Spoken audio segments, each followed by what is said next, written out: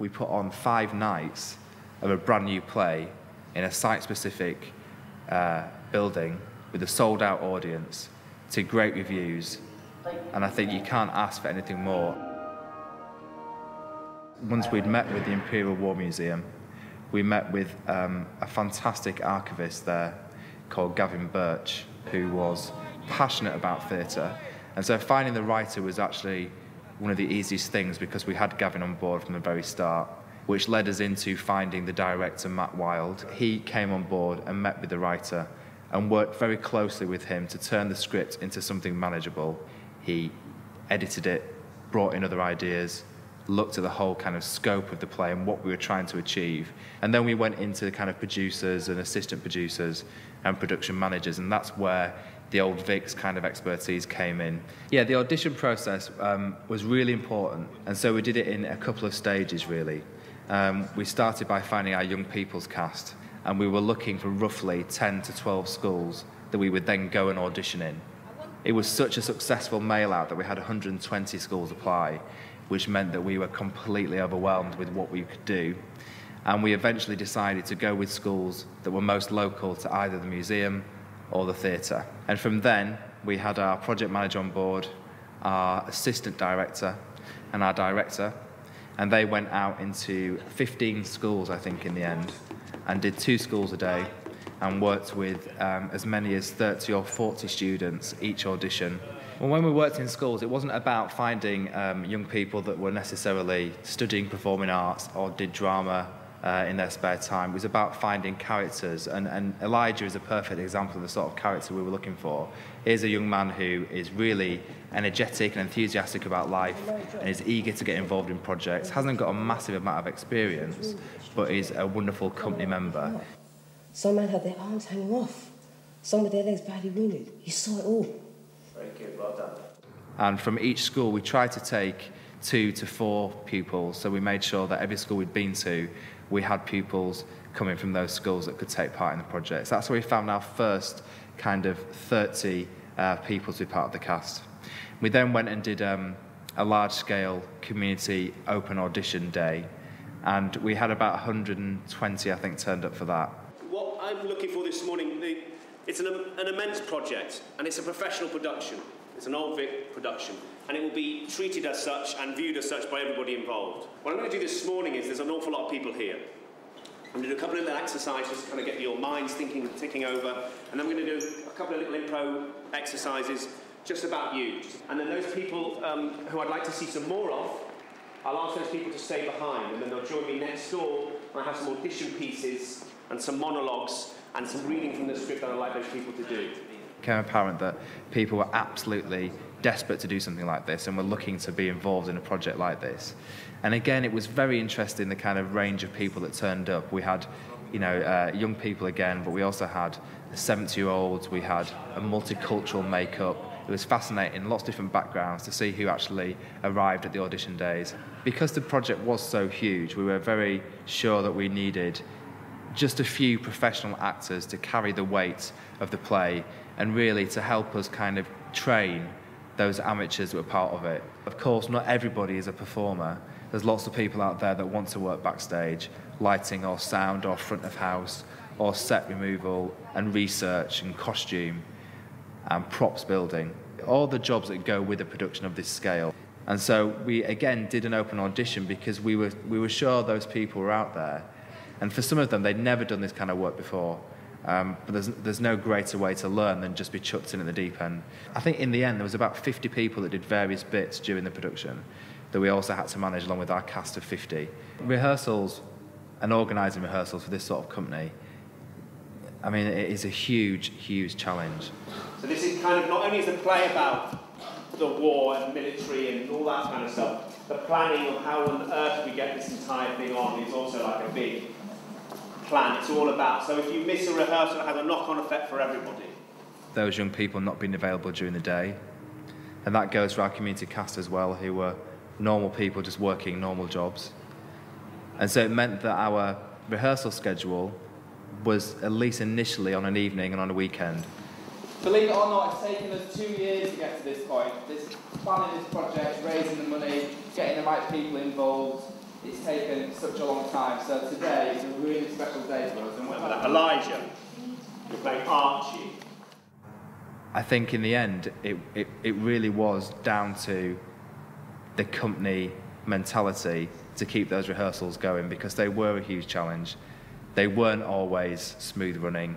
The room wasn't always big enough for that larger cast. And so it went back to, if you want to be part of this project, you're going to have to learn to compromise, take on board what it means to be part of this project, and just go with the flow. We were treating them as a professional company, and as such, they had to work in a professional way. And most people can act to a lesser or greater degree, but actually being a performer is a very different thing. And so we had to work very hard to turn our company into performers. It's not like you're speaking to your mates and speaking like you do at school or on the street or whatever, which is a very rapid, quick pace. And people are used to your ear, yeah? And when we're in the theatre, we just have to, it's like when I talk about accents. We can't do absolutely clear accents, because half of us would never know what each other's saying. If you've got a long line, you do the line where you say the first part of the line to the person here, and then you open the rest of it out, and then you come back to them. Yeah? The challenge is the voice, and the challenge is projection and being physically aware of what it's like to be a performer. The Old Vic Theatre is a wonderful, wonderful building. It's an actor's space. It's a wonderful shape, and if you're trying to explain a vocal exercise, there's nowhere better, because you can demonstrate so brilliantly in that space.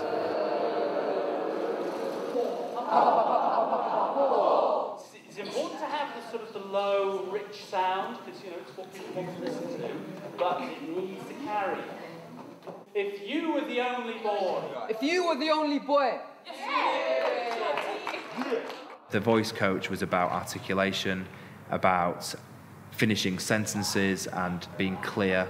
The singing teacher was about harmony, bringing them together. Nothing else would matter in the world today. I will blow you up into eternity. A chamber of horrors just made for two, with nothing to spoil our fun. Quick, march! And then we had a drill sergeant that came in, that's another example.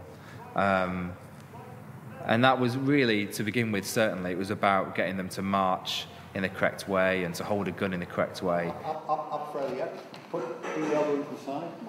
But in the end, it again became a very good bonding experience where they learnt to carry themselves in a certain way and to start working as a team and give the look of a real company of soldiers.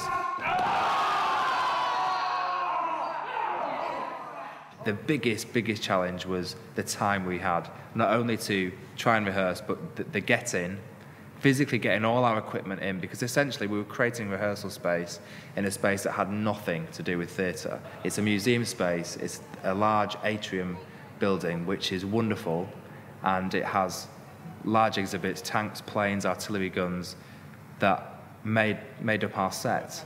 And that's exactly what we wanted to do, and that's why we chose to do it there. But also the challenge being that it had to remain as a working museum. So everything had to be brought in, from gaffer tape to lighting to sound equipment to seating to the set to the floor. Everything had to go in. People worked through the night to make that happen. As soon as that was done, we had to leave. Everything had to be struck at sort of 8:30, 9:30. The museum opened again.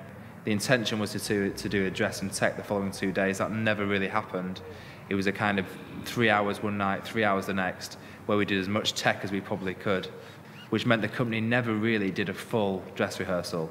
They never performed the whole thing from start to finish until the opening night on a Wednesday night. We made that an open dress rehearsal just so it enabled us to have the freedom to stop and start if necessary. What was amazing was we didn't stop and start.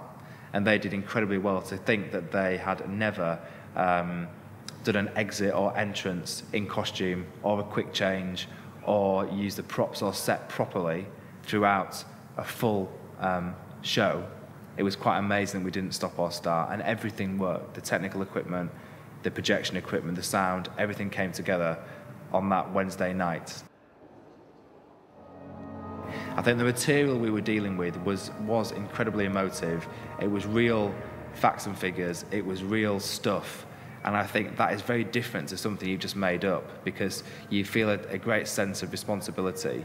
And I think it just resonates with everybody so much more. The quality was extraordinary, considering the time we had. It was very, very professional. And I think we couldn't have asked for anything more, really. But I think the company hadn't realised what they would get out of it personally. That sense of pride, that sense of working as a team and working as a community, and learning not only about how to perform, but learning how to get on with one another.